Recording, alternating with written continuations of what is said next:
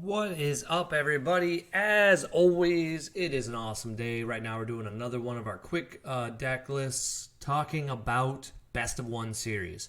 These are for Pro Play Games. Shout out to my sponsors, being Pro Play Games and Team Foe, but not to say the least, Genuine Collectibles. I appreciate everyone who does help sponsor me play games. You guys rock. But that being said, we're going to go into this. If you guys like this video, it's a new concept.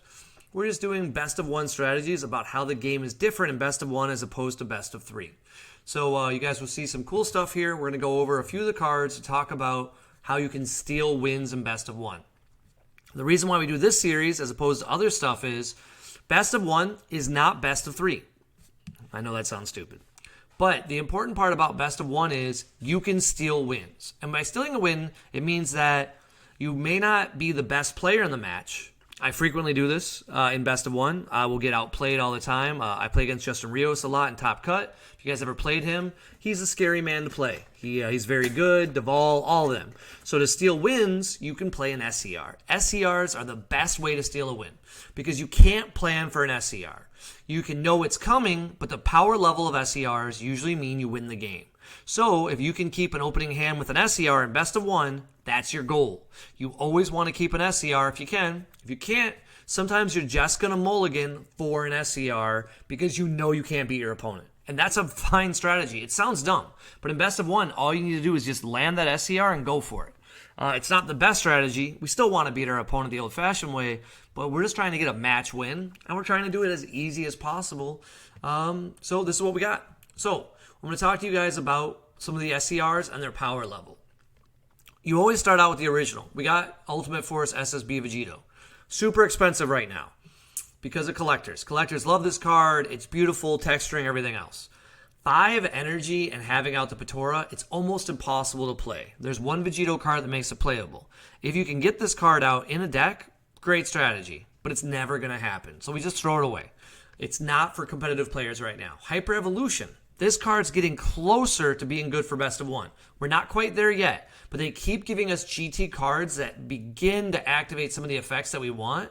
What we really need is when they make a hybrid card, and it's going to be a Goku GT and, I don't know, some other villain that's from GT, maybe a Shenron, like the two of them fighting, or like GT and Shenron clash. Then this card will probably become playable again. We move down the list. You see cards like Descendant Son Goku, same problem. And then we get to this bad boy. In Best of One, possibly one of the best ways to steal the match. It's crazy, right? Out of all the black SCRs, your assumption is Beyond Darkness Demigraw, not the best choice. But think about it. Who can stop this deck? Pretty much only blue. Blue, yellow kind of can, but they don't run a lot of counterplays anymore. It's really just blue. Black does have petrification, but most people can't handle a triple striker for 5 that also makes your opponent lose 4 cards. Get rid of all their super combos, who's going to be able to stop that? So this card becomes like tier 2 for Best of One. It's still not tier 1, and it's definitely not tier 0, but it's still really high. This card would have been amazing. We get a look at Gogeta. It's just a collector card. We get another one, though, that we have to start considering. Best of One, Brawley Agent of Destruction. If you're in green, now we can really lean into having this card if we want to play some of the older strategies that are slower. Majin Quickening, for example, is a viable strategy for Best of One because you just need to go in once. We lost Belmod, so we can't cast this consistently on turn 2, which is a good thing, but he gets bumped up a little bit. Arcane Absorption Boo, we don't even have to talk about. Scramble Raditz, this is more towards stealing a win. Specifically, the red-green Raditz hand control deck can run this, but there's better options. You're going to notice a trend. Now, Power of Patora. This card skyrockets for Best of One. If you guys don't know, this has Kefla in the name. All right? So this card is a Kefla. If you look down here, right here, for special traits, we have Saiyan, and right here it's Kefla. So you can play this card for Kaba. All right? This is what makes this card so good. In Best of One, if you want to run green Kaba, if you guys don't know the card I'm talking about, he says reveal your top 10 cards, put a Kefla into play. Boom. You can summon Power of Patora. Comes into play, you have a triple striker, you get to tap all of your opponent's cards and draw 4 cards. Your opponent's not going to win if you drop this on them. Like, if you can get this in your top 10, you probably have won the game at that point. He's triple strike. He's amazing. So this is a great way to steal wins, and I fully expect somebody to come to Fest, because I know I'm working on their deck.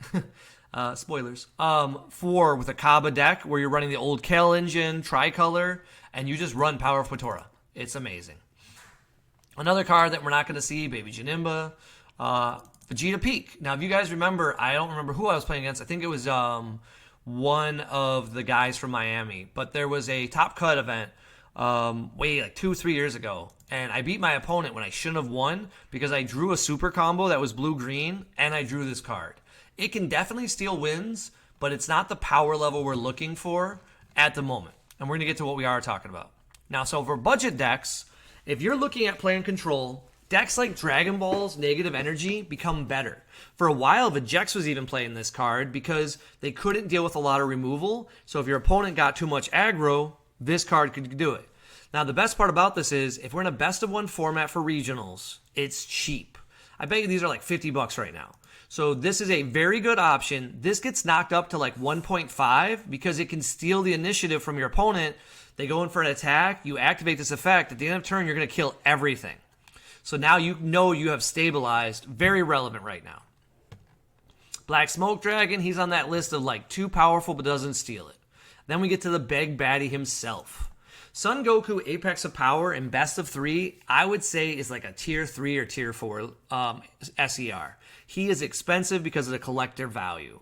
This guy, though, in best of 1, if your opponent has it and they can cast it, you can't stop it. So you normally have to have a strategy to stop it going into the match.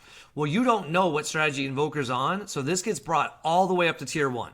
You have to have a main deck answer for Son Goku, Vegeta, Apex of Power whenever you see a red-blue leader or a Universe 7 leader. He's going to be a problem. Celzino, same caliber of problem.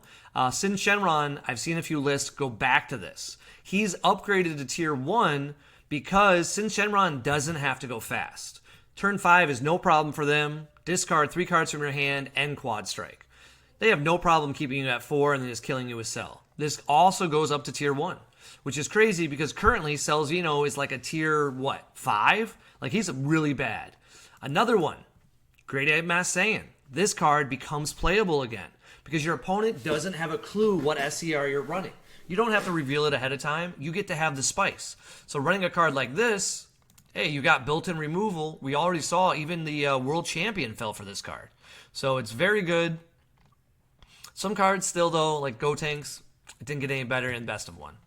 It's a fun card. Gogeta, I wouldn't mess with as well. Same problem. It's not there for the money. SS4 Brawley got a reprint. He's a lot better in price, but he doesn't have the power of the cards we're talking about. If you drop Brawley, he's not going to win the game for you because he only has double strike. So it's not amazing. Then we talk to Tier 0. Tier 0 means that it is so powerful, there's nothing you can do but play this card. Tier 0 is the epitome of it because you have to either be running the counter for it or you just play the card. Baby Hatch is one of the Tier 0s. Baby Hatch is way too good for the game. I'm going to say that many times. I don't like him, but I run him because he's that good for the game. Baby Hatch will likely skyrocket in price during this time frame because I expect a lot of the people who get top 8 will be running Baby Hatch. He's just simple. 0 energy. All you have to do is be a blue leader, and you have to discard a card from your hand. You don't even have to have all blue energy. You could run an all red deck and 1 blue card being Baby Hatchiac. And I know that because that's what I'm doing in my Vegeta list. Okay? Really, really powerful. Another fun card is, of course, Vegeta from Another Dimension. I'm not too worried about these kind of like fun SCRs, we're going to call them. They're great if that's all you can afford. Then you get to cards like this, though, which will steal you the win. If you're going to play aggro with green right now, it's a very viable strategy. Green has the most take-a-life attackers. So on turn 3, you can frequently just kill your opponent. So very good aggression. If you're playing the old Vegeta leader, it plays just like the old Gohan deck. Well, if you throw in this Majin Buu, it's a counter to a negate. Okay?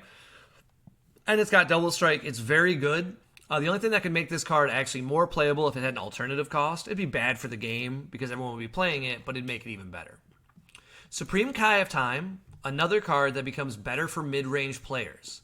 Mid-range will probably want to lean into Supreme Kai of Time. She goes back to tier 1, and I'd argue she's went down to like tier 1.5, tier 2, because of the power of Pan. Because she always costs 1 for Supreme Kai, it makes her a lot less good. However, in Best of 1, we really expect a lot of unisons. We expect a lot of board presence, because those strategies consistently do well. So Supreme Kai, if you have one, you can really lean into this card. Sin Shenron would have been playable, but the whole idea of paying 2 energy just to tap stuff, it's pretty bad. We get into cards like Gohans. Now, Gohans is a 3 tier 4. He's not a very good leader in Best of 2 or Unison. In Best of 1, though, this is tier 1. Feels weird to say that. Turn 4. Turn 4, not that big of a deal, right? Turn 4, it's probably not going to kill your opponent. It's only dual attack, 25k. This is going to wipe your opponent's entire board, though. So if you get to turn 4 and your opponent's winning, you can take the initiative back, play Gotenks, get in at least 1 attack, and then pass the turn with his ability up, and you can be sitting very pretty. Because you have a -5 ability, a -25 ability, ignoring barrier to when you play it, but then also on your opponent's turn, it has a battle card effect. So when they swing with a battle card, you can basically kill almost every battle card in the game without issue. And then he's a blocker to boot. So this is just a phenomenal SCR that in Best of 3, you shouldn't play. But in Best of 1, if you're running mono red and you don't have access to Baby Hachiak because you're a red leader, this becomes a tier 1 choice. And it's probably the right choice. Rublo is unfortunately in that section of cards that did not get better. Paying 2 energy is just a lot if it doesn't stabilize the board or immediately win. Son Goku Miraculous is in the same boat. We don't play this card. It's just there because it's pretty. This card is another one that steals the game. You'll notice green has a lot of stealing the game. Green is your best of 1 choice. Ironically, green is some of the worst cards possible. But King Cold has a ton of tricks available. So like this card right here shuts down your opponent's entire turn, even if they don't have a lot.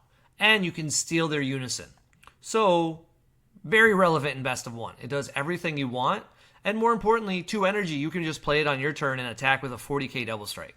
So it can just close out games. When we're talking about stealing the win, because that's all we want to do, Super 17. This is a built-in Cold Bloodlust with a removal. All right? The negative to this card is it is 1 energy. That's the negative. Not much of it, and you have to have mono yellow. You can't be dual color. But if you're in mono yellow, it's a great card to lean into because you have a second Bloodlust. If you're mono yellow, you're probably already playing Frieza, so it gives you 2 options to just stop your opponent's strategy. So if they drop something expensive after Bloodlusting, and they're like, oh, there's nothing you can do to this card. Nope. You've got an answer. It's Super 17. So it's pretty awesome. Vermillion Saiyans. This is another card that gets greatly upgraded for Best of 1. Because this is effectively a time lock. Assume you have 2 energy of different colors in your area, okay? So you see here, it gets 5,000 for the turn, and it kills a opponent's battle card.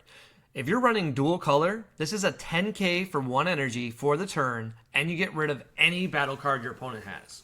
This is a great way to get back into the game, or at the very least on turn 3 when your opponent's trying to kill you, you make it almost impossible because now you're a 25k base leader. The activate main doesn't matter that much. It's really just this power of negating with this much ability on it. It's amazing. Wicked Saiyans. This card is actually already playable. It's already in the tier 1.5 category. What makes it so good is, if you ever noticed, you can play this with any leader. It doesn't have the dual attack and blocker, which is a negative, but it does have all of this ability, so your opponent has to discard 2 cards in it, and it's a 0-cost combo. So if you're playing aggro, this card is a great one to lean into, because frequently if you're playing aggro, you don't want to play an SCR. You just want to combo your whole hand. Well, this one lets you do it, but it has this built-in effect where if you do summon it, your opponent has to discard 2 cards, and you have a 40k. So anyone can run this card, which is pretty awesome. In the same caliber, you have this girl, same idea, but she has double strike and critical. A lot of people always tell me they think this is going to become playable. It's not. It's not going to be playable, but it's a fun card. It's pretty great. And I might have been mistaken on the first one. You know, the other one's Kefla. I don't even know if you can cheat in the Power of Patora like I think you can. We're going to have to check real quick. Because I might be wrong in my video already. Because this one says Khalifa. I'm trying to remember what it says in Power of Patora. If it says Kefla, I'll suck if I can't play it. Give this guy a deck list and it's messed up. Now, automatic tier 0, there's one. This is the highest tier 0. It's Pan. She's $220. She's going to go up over time, even though Saiyan Showdown is mass-produced. I just had to buy one, and I hate buying cards. She has every text you want in a card. She is a counter if you have 3 or more energy where your opponent cannot attack with battle cards for the whole turn, and she can be reduced all the way down to 0. That's enough to play at 40k.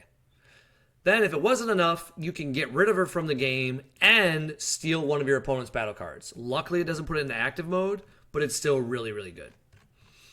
As we know, we have a new set. So we have this bad boy right here. I'm not going to lie, it's pretty underwhelming. So the only thing that makes this card really good is the fact that he has Deflect, which most SCRs, if you didn't notice, don't have. He might steal some wins, but he's so hard to cast. Now, if you get to play it on 4, you're going to win the game. That's the reality of it. So when we talk about stealing the wins, you have to build around it, though. So it's pretty much only the Goku leader, but this card alone can steal you the win, and it's great. When we get to these other cards, like the Super Mira, I have to see what makes it exciting, but to me, this doesn't seem that great for best of 1. This seems amazing for best of 3, but not as great. And then we also have the new Supreme Kai. She's got Servant. She can do a lot of fun tricks, so maybe she'll be amazing because she is a 50k for 1 energy. Definitely can steal the win. That's going to be hard to stop. But I think we lean into what we know works. For some reason, it didn't pull up because I did battle cards was, of course, Hero's Lineage. One of the best cards that's not on this list because I did it under battle cards. Hero's Lineage, amazing SCR. It can definitely steal you the win for any game. So Hero's Lineage gets an honorable mention, but Hero's Lineage was a lot better back in the day. It is Kefla. All right, so I'm just curious. This video is effectively over, but I want to see if we can play Kefla for this, because I thought we could. It's what, Kaba? That's right, guys. You got me curious now. I just want to see if this trick works. I got told it did, and now I'm like, what does Kaba do again? We're looking for Kaba Green. Radiant Saiyans is still great if we can play that for 2. It's not terrible, but I really want to lean into what we can do for the maximum value of Kaba. These are all the other cards that you run in the tricolor list. It's very good in best of 1 right now because unisons are kind of weak to going wide. So that's nice. And they have built-in card advantage. Several of them draw cards. So I like this list. Okay, here we go. Choose up to 1 Khalifa and Kale and add to your hand. If it was chosen as a Khalifa. Oh, okay. No, it doesn't work the way I thought it does. I'll have to double check it. It's Khalifa or Kale. We'll have to figure out what we can do to cast that card because that's it. But still, you can play the SCR, the red-blue one still. So that's a fine strategy. Pay 2 energy, look at your top 10, and grab it. So I was mistaken at the start. Do apologize. But yeah, that's the power level of SCRs. Like I said, guys, really focus on what SCR you want, because your SCR is going to determine whether or not you do well. See you guys later.